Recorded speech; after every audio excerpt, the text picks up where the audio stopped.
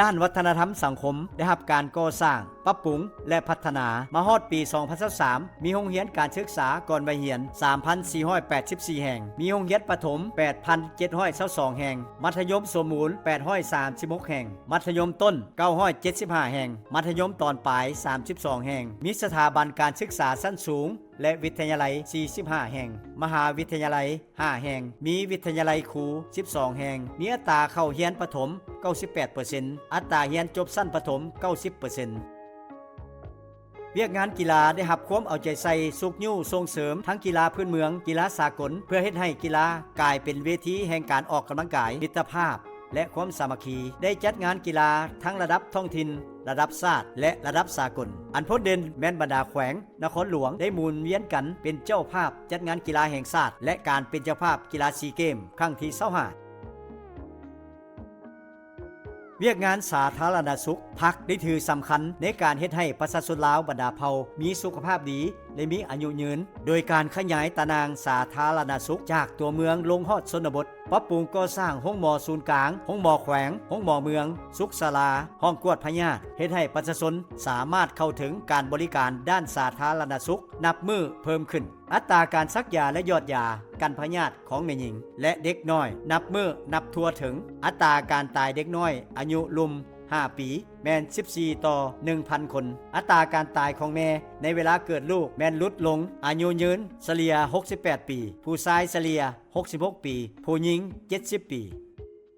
เวียกงานแรงงานและสวัสดิการสังคมได้ปรับปรุงค่าแรงงานตามสุดของผู้ออกแรงงานให้ถึกกับสภาพการขยายตัวของเศรษฐกิจสังคมพร้อมนั้นยังได้ขยายระบบประกันสังคมในทั่วประเทศฮอดปี 2023 มีผู้เข้าระบบประกันสังคม 5,893,451 คนในนั้นภาครัฐ 668,343 คนภาควิสาหกิจ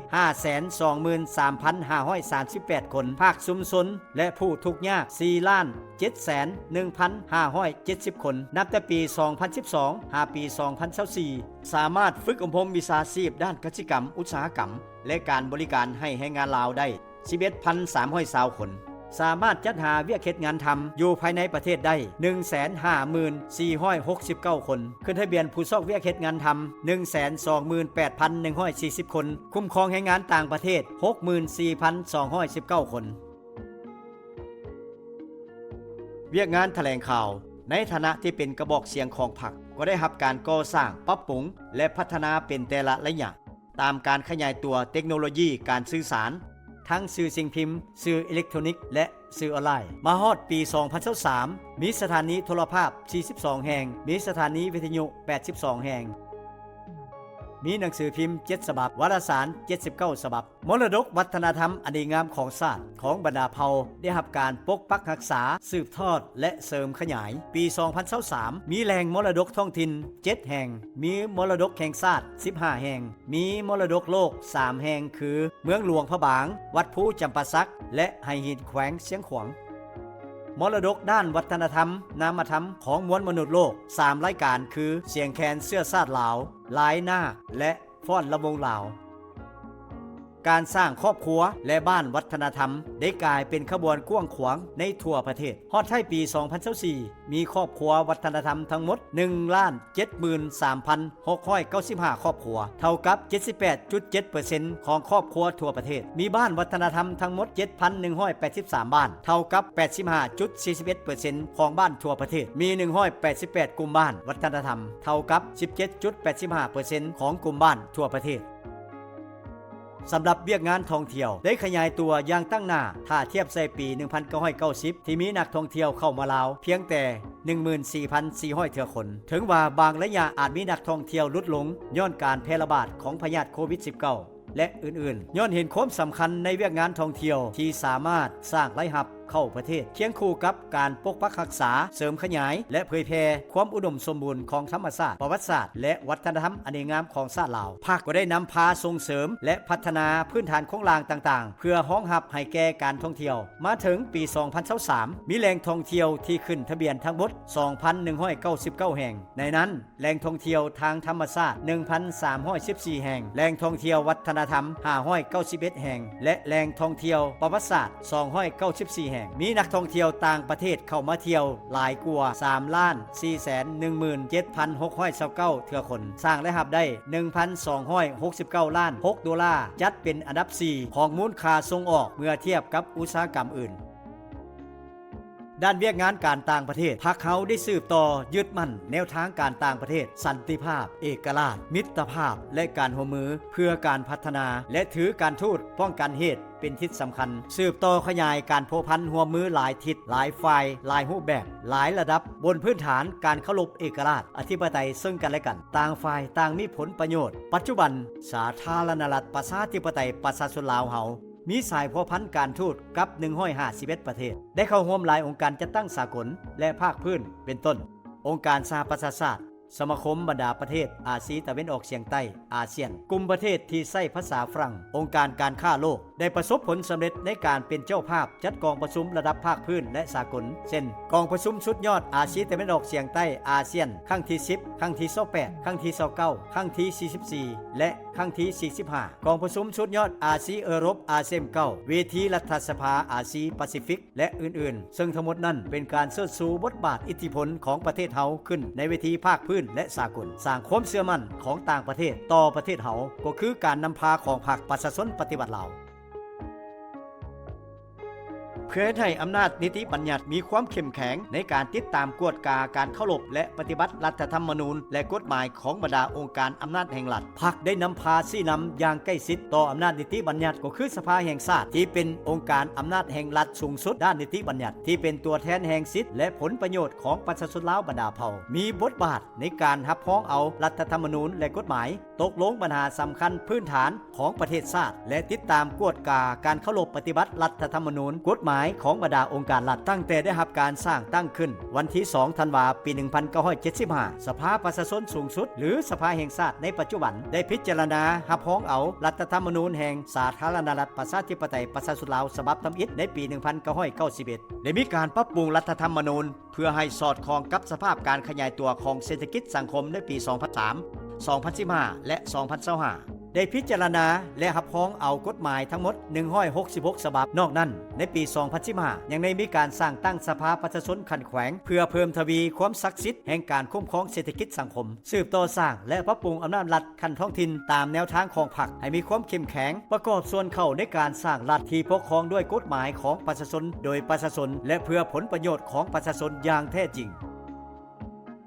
ส่วนอีกอำนาจหนึ่งที่พรรคถือว่ามีความสำคัญในองค์การอำนาจรัฐแม้นองค์การตุลาการที่มีศาลประชาชนเฮ็ดหน้าที่องค์การตุลาการมีสิทธิอำนาจพิจารณาตัดสินพิพากษาคดีบนพื้นฐานหลักการการเคารพและปฏิบัติกฎหมายอย่างเข้มงวดซึ่งศาลประชาชนประกอบมีศาลประชาชนสูงสุดศาลประชาชนท้องถิ่นและศาลทหารการตัดสินคดีของศาลแม้นประกอบมี3ขั้นคือขั้นต้นขั้นอุทธรณ์และขั้นลบล้างโดยมีองค์การอัยการประชาชนเป็นผู้เฮ็ดหน้าที่ติดตามกวดกาการเคารพและปฏิบัติกฎหมายและสั่งฟ้องผู้ถูกหาขึ้นศาลตามกฎหมายแนใส่ปกป้องผลประโยชน์ของรัฐสังคมสิทธิและผลประโยชน์อันชอบธรรมของพลเมืองคณะกรรมการแนวลาวสร้างชาติสหพันธ์นักรบเก่าแห่งชาติลาวคณะสนมประชาชนปฏิบัติลาวสหพันธ์แม่หญิงลาวและสหพันธ์กรรมบาลลาวเป็นกลไกพื้นฐานในการปฏิบัติเวียกงานมหาชนของพรรคเป็นบอนเต้าโหมและศึกษาอบรมยกระดับความตื่นตัวทางด้านการเมืองให้ประชาชนลาวบรรดาเผ่าตั้งแต่ใดๆมา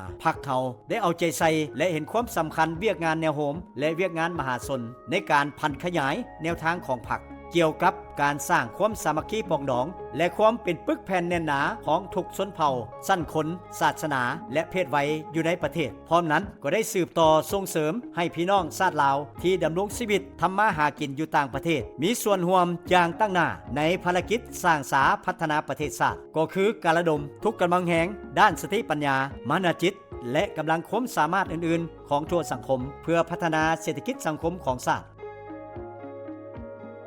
ประวัติศาสตร์แห่งการต่อสู้ของประชาชนลาวบรรดาเผ่าตลอด70ปีผ่านมาเป็นระยะเวลาแห่งประวัติศาสตร์อันยาวนานของชาติและเต็มไปด้วยความเสียสละต่อสู้อันดุเดือดเขี้ยวขาดลำบากสับสนก่อนจะได้รับชัยชนะยิ่งใหญ่สง่าองอาจที่บ่เคยมีมาก่อนในประวัติศาสตร์ของชาติลาว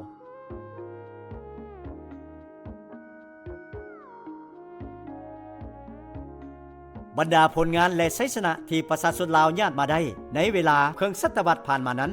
แม่นย้อนพรรคเขามีแนวทางอันถูกต้องมีกำลังแฮงมหาสามัคคีทั่วพรรคทั่วกองทัพและทั่วปวงชนลาวทั้งชาติย้อนมีลัทธิที่รักชาติอันดูดดื่มและจิตใจเอกราชบ่ยอมจำนนของชาติลาว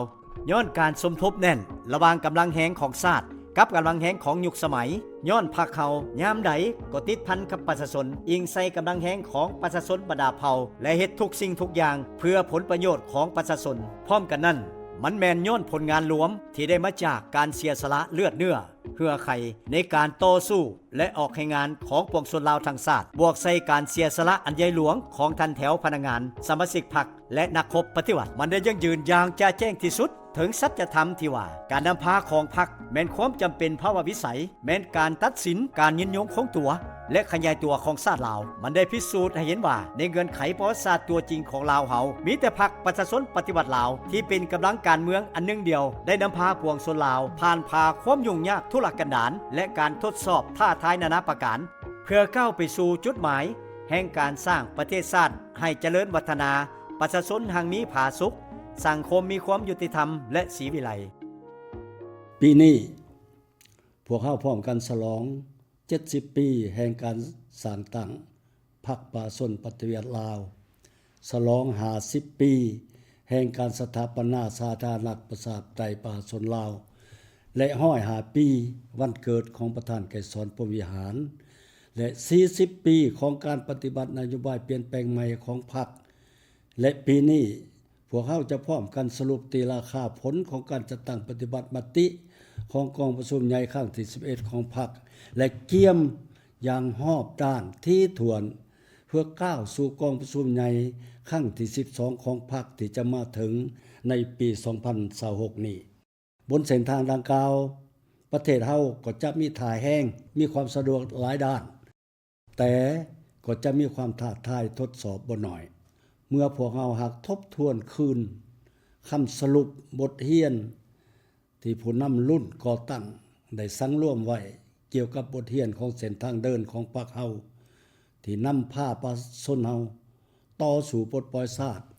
และนำพาพัฒนาประเทศโดยผ่านข้อยุ่งยากกันดารบนเส้นทางที่เต็มไปด้วยขวากหนามที่ละอิดละเอี้ยวทุรกันดารได้จนเท่าทุกวันนี้ย้อนพรรคเฮามีบทเรียนแห่งพฤติกรรมที่ล้ำค่าที่เป็นคติประจำใจไว้อยู่เสมอที่ว่ายิ่งยุ่งยากก็ยิ่งอดทนยิ่งสับสนก็ยิ่งทุนเทียงยิ่งละเอียดละเอี้ยวเขียวขาดก็ยิ่งสลาดส่องใสพวกเขาจะถือเอาบทเรียนดังกล่าวนี้เป็นคำขวัญประจำใจเฮ็ดให้พรรคเฮาสืบต่อเข้มแข็งเพื่อผลสำเร็จของพรรคในการปฏิบัติภาระหน้าที่อันมีเกียรติของตนที่ประเทศชาติและประชาชนมอบหมายให้พรรคเฮายืนยันอย่างเสมอต้นเสมอปลายอีกเทื่อหนึ่งว่าโดยสืบต่อมูลเสื่ออันสง่าองค์อาจของพรรคสืบต่อภารกิจเปลี่ยนแปลงใหม่พรรคเฮาจะสืบต่อเป็นแกนกลางในระบบการเมืองประชาธิปไตยประชาชนของสปป.ลาวต่อไปอย่างบ่ลังเลค่อนแค้นพวกเฮาจะร่วมแรงร่วมใจกันสามัคคีเป็นปึกแผ่นแน่นหนาสร้างสติเป็นเจ้าประเทศชาติปฏิบัติแนวทางนโยบายเอกราชเป็นเจ้าตนเองนำเอาประเทศชาติผ่านพ้นความยุ่งยากและก้าวขึ้นตามเส้นทางสังคมนิยมที่พรรคเฮาวางออกและเป็นเส้นทางที่ประชาชนเฮาเลือกเอาไว้แล้วนั้นให้ได้รับชัยชนะต่อไปขอเรียกร้องให้สมาชิกพรรคทุกๆสหาย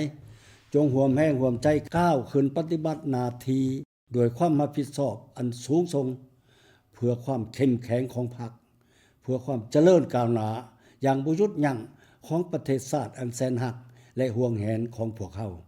70 ปีภายใต้ห่มธงของพรรคประเทศชาติอันแสนรักของพวกเขาได้กลายเป็นประเทศเอกราช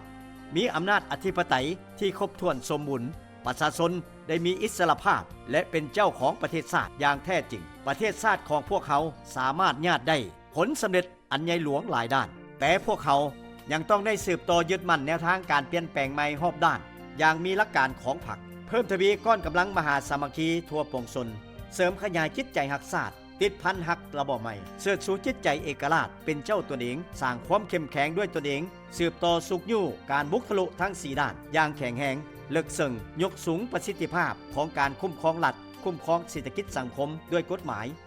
ตั้งหน้าปฏิบัติที่นำยุทธศาสตร์3สร้างอย่างแข็งแรงก่อสร้างรากฐานการเมืองพัฒนาชนบทรอบด้านตาม4เนื้อใน4คาดหมายให้ปรากฏผลเป็นจริงยกสูงบทบาทและความสามารถนำพาของพรรคออกแหงคุดค้นความสามารถบ่มซ่อนและทาแหงอยู่ภายในอย่างสุดขีดสมทบกับการเปิดกว้างการพัวพันร่วมมือกับภายนอกทั้งหมดนั้นแนะใส่เฮ็ดให้บรรดาปฐมปัจจัยให้แก่การก้าวเดินสู่สังคมนิยมที่มีในปัจจุบันได้รับการปรับปรุงยกระดับอย่างต่อเนื่องและสามารถกลายเป็นองค์ประกอบพื้นฐานให้แก่การก่อตัวและขยายตัวของรูปฐานเศรษฐกิจสังคมนิยมในระยะต้นและให้บรรดาคุณลักษณะอันดีเลิศของระบบสังคมนิยมอยู่ประเทศเฮาแสดงออกนับมือพ้นเด่นขึ้นเรื่อยๆในชีวิตตัวจริงของประชาชนประกอบส่วนให้ประเทศลาวหังมีผาสุขสังคมศิวิไลและยุติธรรม